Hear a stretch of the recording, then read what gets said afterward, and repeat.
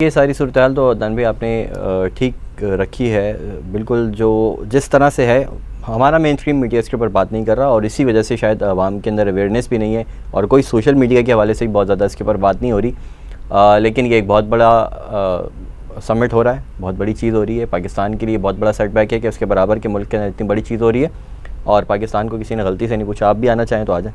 ऐसा भी नहीं हुआ ना। वो पड़ोस की मैंने पिछली बार भी मिसाल दी कि पड़ोस में शादी भी होती है, आपके ताल्लुकात अच्छे ना हो तो उनको झूठे मुँह जाके कोई घर का फ़र्द किया जाता है, जी आप भी आइएगा। तो ऐसा भी कुछ नहीं हो रहा पाकिस्तान के साथ। ये बहुत बड़ा एक सवालिया निशान है कि हमारी जो पॉलिसीज़ रही हैं, हमारी जो स्ट्रेटजीज़ रही हैं, और जो हमने पिक एंड चूज़ किया है हमेशा वेस्ट को, तो उससे हमें बहुत ज़्यादा नुकसान भी हो रहा है। ये देखें ना, हमारे टर्की है, सऊदी अरेबिया है, यूएई है, फिर ईरान है, फिर चाइना है। इन सब के साथ तो हम कहते हैं ना हमारे सो कॉल्ड बहुत अच्छे ताल्लुकात हैं। ईरान के चाइना के साथ तो हम कहते हैं कि जी हमारा दोस्त है, और वो जो है ना हमारे लिए बहुत कुछ करता है चाइना। तो आप ये देखें कि ब्रिक्स के अंदर भी चाइना मौजूद है, और साथ ही साथ जो है वो G20 के अंदर भी चाइना मौजूद है, और पाकिस्तान के और भी दोस्त ममालिक जो है वो मौजूद हैं। अगर बहुत ज़्यादा ताल्लुकात अच्छे होते, इस तरह की कोई चीज़ें होती, तो ये जो पाकिस्तान के दोस्त ममालिक हैं, पाकिस्तान के लिए बात करते हैं ना वहाँ पर कि जी इनको भी बुलाया जाए। आपको क्या लगता है कि ये वो वाली चीज़ है कि हमें कभी ऐसा होता है कि जॉब के लिए कोई कहता है कि जी हमें रेफ़र कर दीजिए, तो हमें पता होता है कि यार ये बंदा काबिल नहीं है, और मैंने रेफ़र किया और इसने कोई उल्टी सीधी हरकत की ना तो मैं फंसूँगा। आपको क्या लगता है कि पाकिस्तान का हाल इस वक्त तमाम दोस्तों के अंदर, तमाम गैदरिंग्स के अंदर वो वाला है? मुझे ऐसा कह सकते हैं, इस पर मुझे थोड़ा सा और सोचना पड़ेगा, लेकिन अभी बज़ाहिर तो इस तरह लग रहा है। क्योंकि देखिए मैं आपको एक चीज़ बताता हूँ कि मैं ये नहीं कहता कि पाकिस्तान को हमेशा जो है वेस्ट का साथ नहीं देना चाहिए, या हमेशा चाइना का साथ देना चाहिए, वाइस वर्सा जो भी है। हमें अपनी जो वैल्यूज़ हैं, ठीक है, पहले तो वो डिटरमिन करने, वो कुरान सुन्ना बेस्ड है, क्योंकि वो हम कहते हैं हमारे कॉन्स्टिट्यूशन के प्रेम्बल में लिखा है, ठीक है, कुरान सुन्ना, करारदाद मकासद और वो सारी चीज़ों की। तो अब बात ये आती है कि हम ये नहीं कहना चाहते कि भाई हम हमेशा इस कैंप में, हम हमेशा हक के ऊपर साथ देंगे, जो हमारा बेसिकली वैल्यू है, जो कुरान और सुन्नत के तौर पर मिलती है कि आपने जो है ना हक का साथ देना है, ठीक है ना।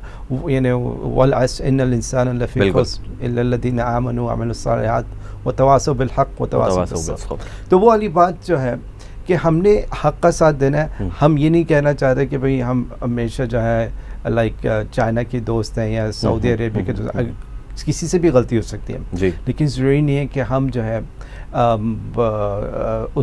उस गलती पे भी, हमारा जो कॉन्सेप्ट है गलती में साथ देना, वो ये कि हमने हाथ रोकना है। यानी US के अंदर जो कॉन्सेप्ट होता है ना, वो कहते हैं माई कंट्री राइट और रॉन्ग, ये उनका है कि मेरी चाहे कंट्री गलत भी हो सही भी हो, तो मैं तो अपनी कंट्री का साथ दूंगा।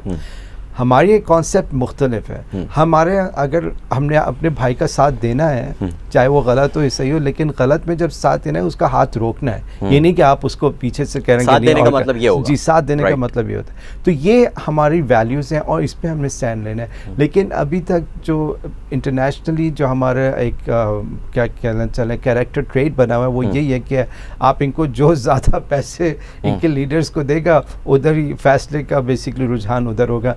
नेशनल इंटरेस्ट कोई मैटर नहीं करते, कोई वैल्यूज़ मैटर नहीं करते हैं। व्हाट मैटर्स है कि जो भी लीडरशिप पोजीशन में आप उसकी जेब गर्म करेंगे, आपको आपके हक में पैसा मिल जाएगा, फैसला मिल जाएगा। तो इससे हम जो है वो एक रिज़ल्ट ये भी निकाल सकते हैं कि एज एन इंडिपेंडेंट नेशन हमारी किसी फैसले के अंदर भी जो है वो हम इंडिपेंडेंट नहीं हैं बेसिकली, क्योंकि अगर हम मनी बाउंड हो गए जी, तो फिर तो हमारा कोई भी फैसला इंडिपेंडेंट नहीं हुआ ना। बिल्कुल ऐसे ही है, क्योंकि वही बात वहीं आ जाती है ना, क्योंकि जो आपके लीडरशिप में लोग बैठे हुए हैं, और जो कल्चर हमारे यहाँ गवर्नमेंट में आने का या गवर्नमेंट पोजीशंस पे लगने का है, वो सब वो मेरिट पे बेस तो करता ही है। आई मीन आप इनेप्ट से इनेप्ट लोग को अपर पोजीशंस में देख लेंगे, क्वालिफाइड को नहीं यहाँ पर इतना मौका मिल जाता है, इसलिए बहुत सारे लोग यहाँ से चले जाते हैं। तो बात वहीं पर आ जाती है कि अगर आप अपनी इम्पोर्टेंट चीज़ें जो है इनेप्ट या अनक्वालिफाइड लोगों के पास देंगे, तो आप उनसे एक्सपेक्ट थोड़ी करेंगे।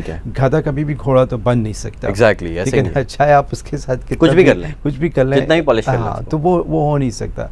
तो इंटरनेशनली भी ये चीज़ नज़र आती है, उनको पता है कि जो ये है असल पॉइंट। हाँ, वो उनको पता है कि ये जो लोग बैठे हुए हैं ये रियली रिप्रेजेंट नहीं करते आवाम को, और लेकिन ये क्योंकि करप्ट है और इससे हमारा फ़ायदा निकला तो ठीक है, हम इनसे काम चलाने तो कोई इशू नहीं। खास तौर से यूएस इनके साथ ऐसे ही खेलता है। बिल्कुल ऐसे ही है, बिल्कुल ऑलमोस्ट सभी करते हैं क्योंकि आप देखें बहुत अरसे से हमारी इंडस्ट्री अगर किसी भी चीज़ की बनी नहीं है, इसकी वजह से ये भी है कि आई मीन बहुत सारे दूसरे कंट्रीज, इवन जापान को हम लेते हैं, उन्होंने कभी गाड़ियों की इंडस्ट्री को यहाँ पर लगने एक तरह से उस लेवल पे आने नहीं दिया। अगर रियली अगर बहुत सिंसियर होते हैं हमारे साथ तो वो उनको कोई इशू नहीं होना चाहिए। और सिंसियर कोई क्यों होगा वैसे? हाँ, क्यों होगा? बिल्कुल मतलब म्यूचुअल बेनिफिट्स के ऊपर चलती है ना सारी चीज़ें दुनिया के अंदर, तो दुनिया के मामला तो इसी तरह चलता है। और जहाँ पे उनको आसानी से चीज़ मिले तो वो जाहिर है कोई मुश्किलात थोड़ी अपने लिए पैदा करेगा। तो ये बात हमें समझनी चाहिए। हमारे लीडर्स अगर वाकई में सिंसियर होते अपने मुल्क से तो वो ऐसी डील सेट करते कि जिससे हमें फ़ायदा होता है, लेकिन हमें किसी भी डील से कोई फ़ायदा नहीं होता। बाहर से कंपनी आते हैं, हम उनको फैसिलिटेट करते हैं, जो लोकल लोग हैं हम उनको फैसिलिटेट नहीं करते, उनके लिए मज़ीद मुश्किलात पैदा करते हैं। हर चीज़ में आप देखें कि ऐसा ही है कि ऊपर से डीलिंग होती है और जब तक ऊपर से उनको अपना कट नहीं मिलता तो फिर वो मसले पैदा करते हैं। असल गेम जो है वो कट का है। बिल्कुल ऐसे ही है। ऑलराइट जी, अदनान बहुत बहुत शुक्रिया।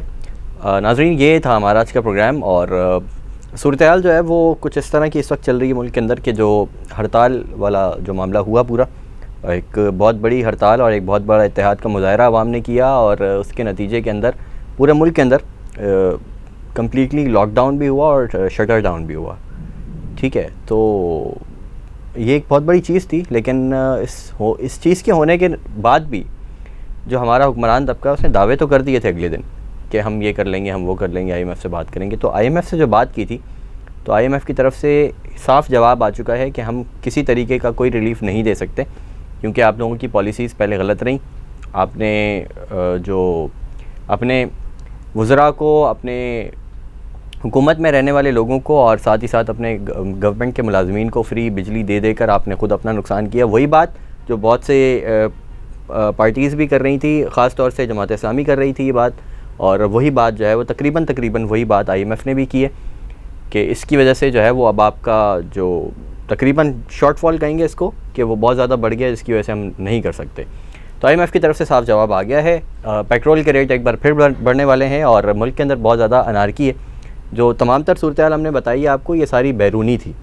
अंदरूनी सूरत-ए-हाल भी मुल्क की बहुत ख़राब है। इस वक्त आर्मी चीफ़ जो है वो तो हमें थोड़े से एक्शन में नज़र आए हैं। उन्होंने कारोबारी शख्सियात से बहुत तवील एक मुलाकात की है, उनको एतमाद में लेने की कोशिश की है, और कुछ इशारे इस तरह के मिल रहे हैं कि एक बहुत बड़ा ग्रैंड ऑपरेशन होने वाला है।